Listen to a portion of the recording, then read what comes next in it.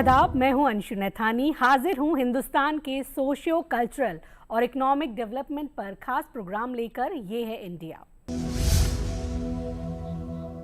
हमारी इस खास पेशकश में आज बात इंडियन रेलवे पास्ट, प्रेजेंट और फ्यूचर की। 1.3 बिलियन के देश में इंडियन रेल की दुनिया में चौथे नंबर पर आता है और इसे चलाने में एक एसेंशियल रोल अदा करता है।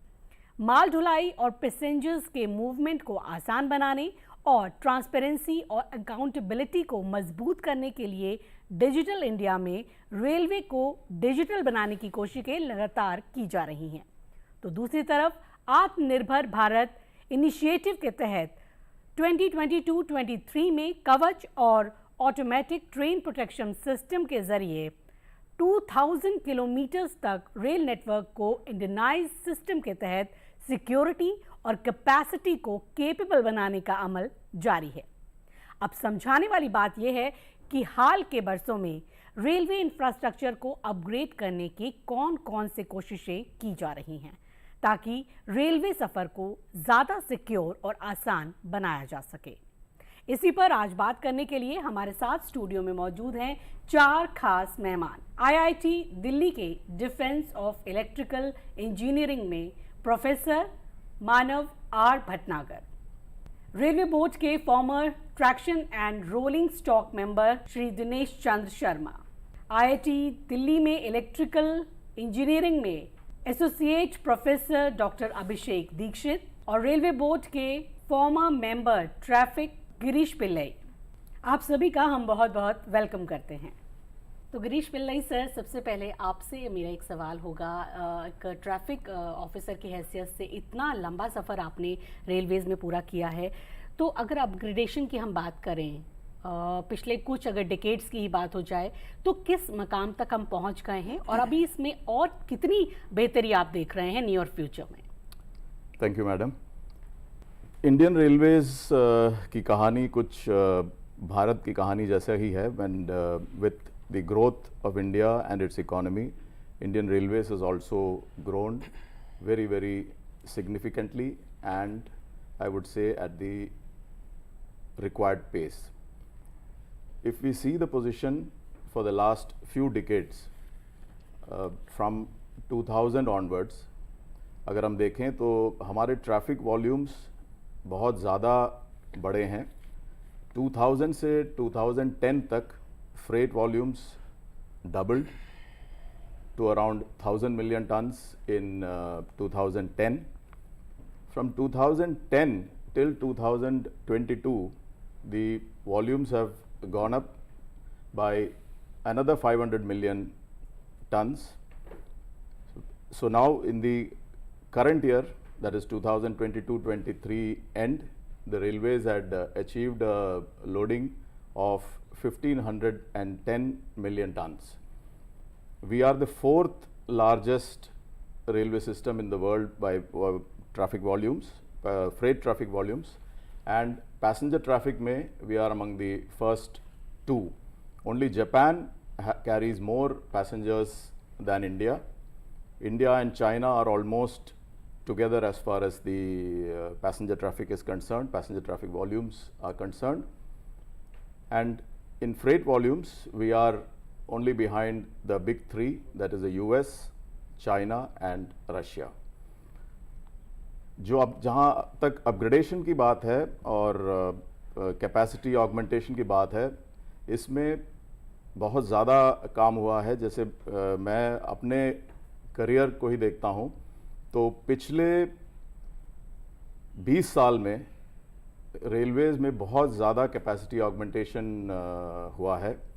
अगर हम स्पेसिफिकली, क्योंकि मैं बहुत ज़्यादा डिटेल में इस बारे में नहीं जाऊंगा, इतना ही कहूँगा कि अगर हम पिछले 10 साल का देखें, which is a reasonable time frame, जो हम ऑगमेंटेशन करते थे हर साल by way of commissioning of new lines, doubling of existing lines, gauge conversion from meter gauge to broad gauge और electrification of tracks, इनमें पिछले 10 साल में बहुत ज़्यादा तरक्की हुई है। 2013, 14, 15 के दौरान भी doubling which used to be around 700 kilometers. In 2022-23, that same doubling of Indian railway tracks, which is very critical for capacity, was 3,800 kilometers. Similarly, electrification, the government has given a huge push, और अभी पिछले 2-3 साल से railways have been commissioning more than 6,000 kilometers of electrification, and now we are almost more than 90% electrified on the broad gauge network. Along with that, along with the upgradation, with the money that the government has spent on the railways, or the railways has spent on its upgradation and capacity augmentation, the traffic volumes, as I mentioned earlier, have also seen a huge increase, and it is expected that this progress will continue in the further times to come. हम कह सकते हैं कि upgradation का जो सिलसिला है वो लगातार बढ़ रहा है। दिनेश चंद शर्मा जी, आपसे मैं जानना चाहूँगी, आप मैकेनिकल इंजीनियर भी हैं और इतना बड़ा आपका भी अगर कहा जाए करियर रहा है और पूरे स्पैन पे आपने देखा है, तो किस तरह का ये पूरा अपग्रेडेशन का सफ़र रहा है? इसको हम किस नज़रिए से देख सकते हैं कि पिछले कुछ सालों में इंडियन रेलवेज़ ने अपग्रेडेशन में कितना प्रोग्रेस किया है? धन्यवाद। इंडियन रेलवेज़ का अपग्रेडेशन का प्रोसेस निरंतर चल रहा है, और अगर आप पूरा इंडियन रेलवेज़ का स्वतंत्रता के बाद से लाइफ स्पैन देखें तो 40s में और 50s में जब भारत देश स्वतंत्र हुआ तो न तो हमारे पास क्षमता थी अपना लोकोमोटिव खुद बनाने की, न अपनी कोच बनाने की, और सभी टेक्नोलॉजी हमें बाहर से लानी पड़ती थी। उस वक्त हम लोगों ने अपने प्रोडक्शन यूनिट सेटअप किए, अपने लोकोमोटिव बनाने शुरू किए, अपने कोच बनाने शुरू किए, और धीरे धीरे भारत का मार्केट और इंडस्ट्री भी डेवलप हुआ। अभी कुछ वर्षों से ये क्लियर हो गया है कि जो भारत की इंडस्ट्री है वो भारत के रेलवे को सपोर्ट कर सकती है। तो इस बात की एक्सेप्टेंस के बाद से बहुत ही अच्छी प्रोग्रेस अब की जा रही है। मैं कुछ एग्जांपल दे सकता हूँ, जैसे कि जो बेसिक एक एलिमेंट है रेलवे का वो व्हील है। रेलवे का व्हील आप लोगों ने देखा है, 3-4 टन का एक होता है, और फाउंडेशन ऑफ रेलवे व्हील से आती है। पिछले साल ही एक डिसीजन लिया गया कि हम ऐसा प्रबंध करें कि इस व्हील को हमें इंपोर्ट ना करना पड़े। तो इस तरह के निर्णय ये बताते हैं कि भारतीय रेलवे इस स्थिति में अब है कि वो इस तरह के निर्णय ले सकती है, और जो लास्ट ईयर का निर्णय है उसके बाद से व्हील भारत में ही बन पाएंगे, भारत रेलवे की रिक्वायरमेंट के हिसाब से, और हम एक्सपोर्ट भी कर पाएंगे। इसी तरह से लोकोमोटिव का डिसीजन है, state of the art locomotive बनाने का डिसीजन हुआ। जैसा अभी पिल्लई साहब ने कहा कि फुल इलेक्ट्रिफिकेशन का निर्णय हो चुका है, और संभवतः 2023 में ही हमारा इलेक्ट्रिफिकेशन पूरा भी हो जाएगा। तो इलेक्ट्रिफिकेशन का डिसीजन के साथ ही आपको इलेक्ट्रिकल लोकोमोटिव्स भी चाहिए और नए प्रकार के चाहिए, तो उसका भी डिसीजन इस बार कर दिया गया। दुनिया के सर्वश्रेष्ठ लोकोमोटिव भारत में ही बनेंगे, और भारत की ही इंडियन रेलवेज़ की ही फैक्ट्री में बनेंगे।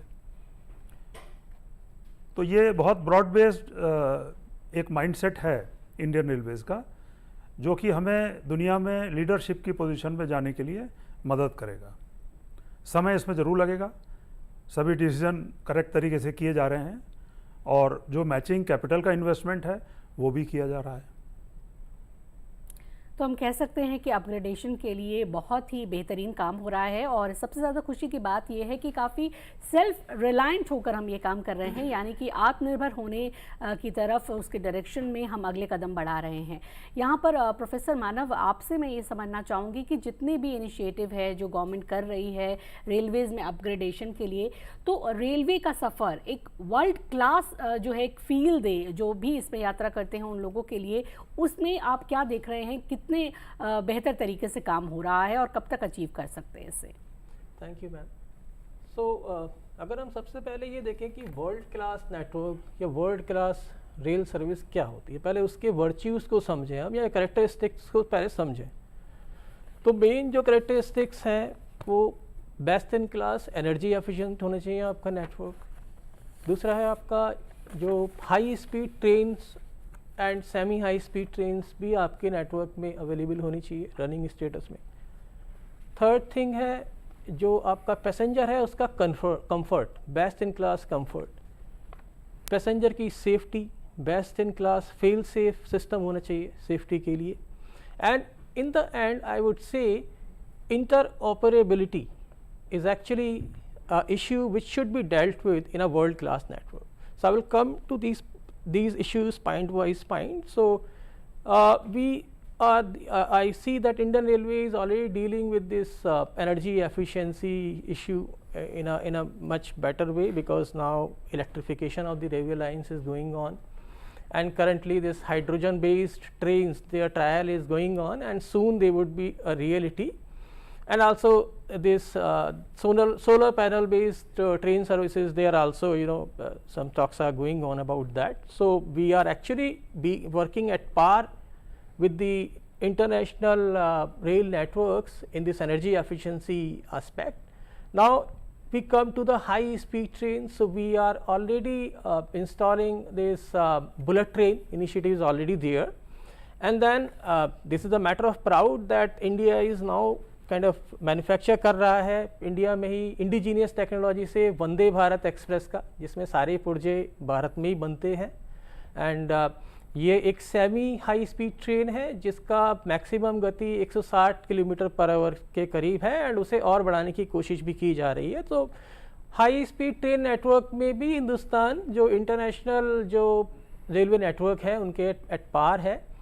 यूज़र जो आपका पैसेंजर कंफर्ट की हम बात करें तो हमारे देश में तेजस एक अच्छा इनिशिएटिव शुरू किया गया है जो जो पैसेंजर कंफर्ट में बेस्ट इन द वर्ल्ड है, one of the best in the world है। आल्सो जो हमारा वंदे भारत एक्सप्रेस है उसका भी जो पैसेंजर एक्सपीरियंस है वो भी काफ़ी स्मूथ है। सो इस एस्पेक्ट में भी हम वर्ल्ड क्लास रेल नेटवर्क बनने के काफ़ी करीब हैं। इसके बाद हम आए पैसेंजर सिक्योरिटी के पॉइंट ऑफ व्यू पे, जो कि बहुत इम्पॉर्टेंट है। सो पैसेंजर सिक्योरिटी के पॉइंट ऑफ व्यू पे आजकल एक कवच सिस्टम इंस्टॉल कर रहे हैं। 2000 किलोमीटर की रेलवे लाइंस पे कवच सिस्टम पहले ही इंस्टॉल हो चुका है, एंड बाकी रेल ट्रैक्स का भी इम्प्रूवमेंट इस पर इंस्टॉलेशन हो रहा है। तो कवच सिस्टम के साथ हम जो सिक्योरिटी वाला एस्पेक्ट है वो हम कंप्लीट करेंगे, बिकॉज जब हम हाई स्पीड रेल नेटवर्क की बात करते हैं तो सिक्योरिटी एक बहुत बड़ा एस्पेक्ट है जो उससे जुड़ा हुआ है। स्पीड के साथ सिक्योरिटी का कंसर्न आता है। तो कवच मेरे हिसाब से एक ऐसा नया टेक्नोलॉजिकल इनिशिएटिव है जो कि इंडिजीनियसली डेवलप किया गया है, जो सिक्योरिटी की इस रिक्वायरमेंट को पूरा करेगा। Now the last thing is interoperability. So interoperability is a big issue in the Indian railway network, because कोई भी world class network हो, be it European network, American network, Chinese network, उन सब में कई प्रकार की ट्रेन्स चलती है। फ्राइट ट्रेन्स भी होंगी, गुड्स ट्रेन्स भी होंगी, पैसेंजर ट्रेन, स्लो ट्रेन्स होंगी, सेमी हाई स्पीड ट्रेन्स होंगी, हाई स्पीड ट्रेन्स होगी। So it's a heterogeneous kind of arrangement a world class network has to deal with. सो इतने वास्ट और heterogeneous network को, और हमारा इंडियन नेटवर्क तो 1 lakh rail network 1,25,000 kilometre लंबा है अगर हम गुड नेटवर्क और पैसेंजर नेटवर्क को भी मिला लें, वर्कशॉप वगैरह को, तो इतना बड़ा ह्यूज नेटवर्क है। और इसमें डिस्टिंक्ट भिन्न भिन्न प्रकार की ट्रेन्स, स्लो से लेके फास्ट तक और हाई स्पीड ट्रेन्स वेरियस प्रकार की चलती है। तो इन सब को ऑपरेट करने के लिए जो ट्रैक्स हैं they must actually follow some principle of interoperability, which is actually the basic of this European trail control standard ETSC. Interoperability was the basic issue over which that standard was built, level 0, level 1, level 2.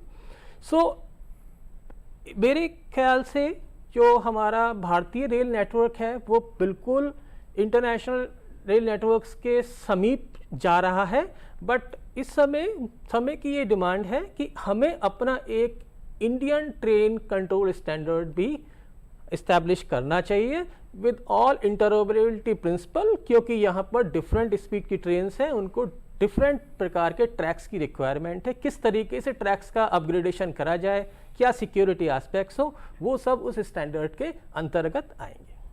जी, बहुत ही ये important issues हैं जो आप आज सब share कर रहे हैं ऑडियंस के साथ। और इंडियन रेलवेज़ की अगर बात की जाए तो ये एक ऐसा ट्रांसपोर्टेशन का मोड है जो पूरे देश भर में इसका जाल फैला हुआ है और सभी इसका इस्तेमाल करते हैं। तो आज का ये जो खास प्रोग्राम है, हमारी यही कोशिश है कि हिंदुस्तानी लैंग्वेज में ही हम इस प्रोग्राम में आज हम बातचीत कर रहे हैं, ताकि जितने भी लोग हैं जो इस मीडियम का इस्तेमाल करते हैं वो सारी इससे जुड़ी इतनी वैल्यूएबल जो इन्फॉर्मेशन है उन्हें मिल सके।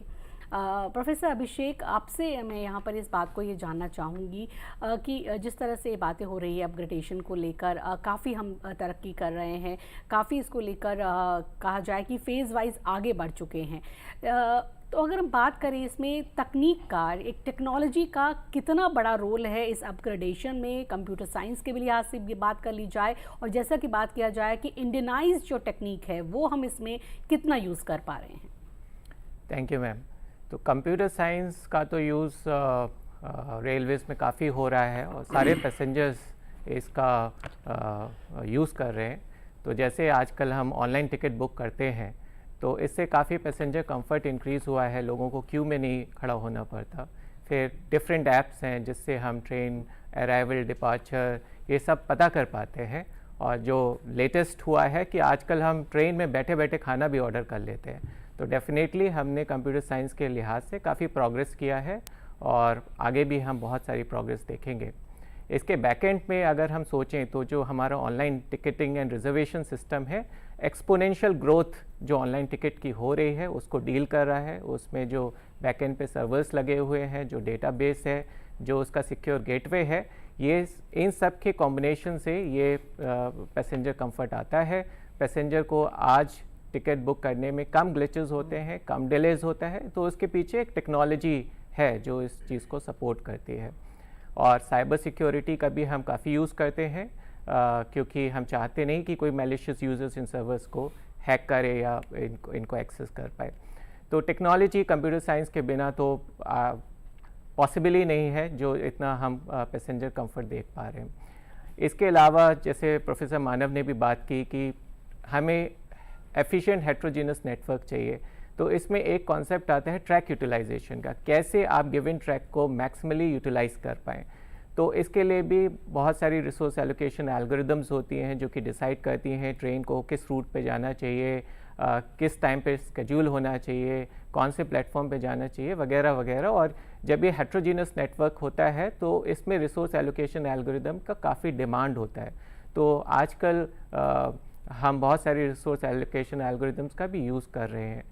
तो और इसके अलावा अगर आप छोटी छोटी चीज़ों को और बारीकी से जानना चाहें तो हम डेटा का भी यूज़ करते हैं। For example machine learning, artificial intelligence का यूज़ करते हैं। अगर आपने कभी टिकट बुक किया होगा और अगर आपका टिकट वेटिंग में अगर आप बुक कर रहे हैं तो वो प्रोबेबिलिटी दिखाता है कि इतनी % चांसेस है कि आपका टिकट कंफर्म हो सकता है। इसके पीछे मशीन लर्निंग, आर्टिफिशियल इंटेलिजेंस का यूज़ होता है। और इसी टेक्निक का यूज़ करते हुए हम कौन से सिस्टम का कब मेंटेनेंस करना है, कब उनको रिपेयर मोड में डालना है ताकि डाउन टाइम कम हो, इन सारी चीज़ों का भी हम एक्सेस में ला रहे हैं। जहाँ तक आपने बात की है इंडिजिनस टेक्नोलॉजी की, तो एक बड़ा एग्जाम्पल हमारे पास है कवच, जो कि हमारे रेलवेज़ को ऑटोमेटिक ट्रेन कंट्रोल की तरफ ले जा रहा है। जहाँ पे वर्ड आता है ऑटोमेटेड, इसका मतलब है कि कंप्यूटर एल्गोरिदम्स का हम यूज़ करके डिसीजंस ले रहे हैं। तो आजकल ये कवच है या और भी जो ऑटोमेटेड सिस्टम्स हैं, इसमें सब जगह कंप्यूटर टेक्नोलॉजी या टेक्नोलॉजी का यूज़ है। एक पॉइंट मैं और भी कहना चाहता हूँ, अभी हमारे इंडियन रेलवेज़ में इंटरनेट ऑफ थिंग और सेंसस का कम यूज़ है, बट मैं देखना चाहूँगा कि इन टेक्नोलॉजीज़ को भी इंटीग्रेट किया जाए। और जब ये टेक्नोलॉजी आएंगी तो हम उससे जो ट्रैक की हेल्थ है, जो ट्रेन की हेल्थ है, वो बेटर एसेस कर पाएंगे और इस नेटवर्क को, रेलवेज़ को और भी एफिशिएंट बना पाएंगे। जी अभिषेक जी, आपने जो अभी बात की है, ट्रैक की हेल्थ की बात की है, तो जिस तरीके से आज हम बात कर रहे हैं, हाई स्पीड जो ट्रेन्स हैं वो लगातार ऐड की जा रही हैं इंडियन रेलवेज़ में, चाहे वो वंदे भारत हो या तेजस हो या इवन हम बुलेट ट्रेन्स की बात करते हैं। तो पिल्लाई सर, आपसे यहाँ मैं जानना चाहूँगी, आपका तो एक्सपर्टाइज है इस पूरे सेक्टर में, तो ये जो फास्ट ट्रैक्स हैं उनके लिए जो हमारे ट्रैक्स हैं, क्या आप कह सकते हैं कि कितने तरीके से वो क्या पूरे तैयार हैं, और किस तरह से फ्यूचर में आप देखते हैं कि ये सारी जो फास्ट ट्रेन्स हैं उनके लिए पूरी तैयारी रहेगी?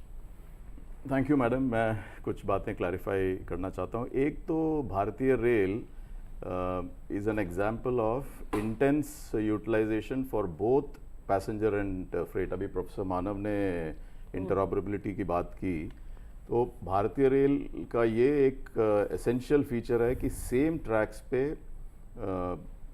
पैसेंजर ट्रेन्स और फ्रेट ट्रेन्स चलते हैं, जो कि एक बहुत ज़्यादा वर्ल्ड में नहीं है अमंग द टॉप रेलवेज। अगर जापानीज़ रेलवे देखा जाए, जो पैसेंजर ट्रैफिक वॉल्यूम्स में नंबर 1 है, उनका एक्सक्लूसिव पैसेंजर नेटवर्क है। वहाँ फ्रेट ट्रेन्स बहुत कम चलती हैं। They have very limited freight traffic about 30-40 million turns. उसी तरह से यूएस रेल रोड्स देखा जाए, जो कि सबसे ज़्यादा फ्रेट वॉल्यूम्स हैं, वहाँ के majority of the US rail network is used for freight movement. वहाँ पे भी पैसेंजर मूवमेंट काफ़ी कम है। चाइना और रशिया में it is to some extent mixed, but it is not to the extent that it is on Indian Railways. Indian Railway का जो network है, approximately the 65% of the network is used, network capacity is used for passenger trains, which includes the slower passenger trains, the express trains, and much faster trains like Vande Bharat. Only 35% of the network is used for freight traffic. Of course, freight is the sector which earns the railways almost 2/3 of its revenues. तो ये जो improving the track capacity, this is a challenge for every railwayman from the time we joined the railways. और मैंने जो पहले जिक्र किया था कि डबलिंग का काम, गेज कन्वर्शन का काम, इलेक्ट्रिफिकेशन का काम, and new lines which create new routes, ये सारा actually are steps to reduce congestion, improve transportation capacity. So जब हम ट्रैक का डबल करते हैं या सेम रूट में हम 3rd लाइन बनाते हैं और या 4th लाइन बनाते हैं, तो उस रूट का कैपेसिटी इम्प्रूव हो जाता है. We are able to segregate to some extent passenger and freight traffic. मैं खास मेंशन करना चाहूँगा अभी इस सिलसिले में डेडिकेटेड फ्रेट कॉरिडोर्स का. On Delhi Bombay route and the Delhi Calcutta route where हमारा पैसेंजर ट्रैफिक और freight traffic as it is बहुत हाई है. Some time back the government had decided that we should develop exclusive freight corridors. So almost 2800 kilometres, 1500 kilometre का freight corridor western freight corridor कहा जाता है, जो बम्बई से दिल्ली तक है, दादरी. और जो ईस्टर्न फ्रेट कॉरिडोर है वो सोननगर से लेके लुधियाना तक है. सो these freight corridors are now significant portion of these freight corridors are already operational. and मैं मानता हूँ कि अगले 1 साल के अंदर almost the entire freight corridor which has been envisaged to be running, that is from Bombay to Delhi and from Mughal Sarai to Punjab, that will be operational. So that will take away the freight traffic to a large extent, a significant freight traffic from the existing congested routes, so that we can run trains on this route better. The other thing for improving capacity जो कि अभी बात चल रही है, वो ये है कि हम सिग्नलिंग को इम्प्रूव करके कैपेसिटी कैसे बढ़ाएं. ट्रेडिशनली रेलवे के जो नेटवर्क है उसमें जब हम एक सिस्टम, नया सिस्टम लाते हैं कॉल्ड ऑटोमेटिक सिग्नलिंग, उसमें we are able to improve the capacity by 20 to 30%. Then when that finishes the thing, then we plan for new tracks like 3rd line, 4th line, etc. So the focus of the railways for improving capacity is very, very strong. Railways is totally focused on improving the capacity. अभी जो मैं बता रहा था पिछले 10 साल में, the amount of investment that has been there in track capacity works has been huge. मैं कुछ आंकड़े देना चाहूँगा। जैसे जो रेलवे का प्लान साइज है 2013, 14, 14-15 में it used to be around 50,000 crores, 14-15 में it was 58,000 crores. Last year that same plan, railways plan size was, actual expenditure was close to 2,40,000 crores, and in the current year, that is 23-24, it is targeted to be 2,60,000 crores. तो आप ये देखिए कि 10 साल नहीं, almost in about 8 years time, the investment level in the railway plan has gone up from 58,000 crores to almost 2,60,000 crores. So that is a huge investment, and the majority of the investment is on capacity generation. It is in procurement of rolling stock. It is new rolling stock, including Vande Bharat. It is in new signaling. It is in renewal of assets. अब जैसे we, as I mentioned, our network is a very intensively used network. So ये इसका जो renewal time में करना is a very essential ingredient of safety. हमारी इस खास पेशकश में फिलहाल इतना ही। हमारा प्रोग्राम आपको कैसा लगा, आप भी अपनी राय हमें दे सकते हैं। इसके लिए हमारा ईमेल आईडी है ddurduspecial@gmail.com। इसी के साथ हमारी पूरी टीम को दीजिए इजाजत। आदाब।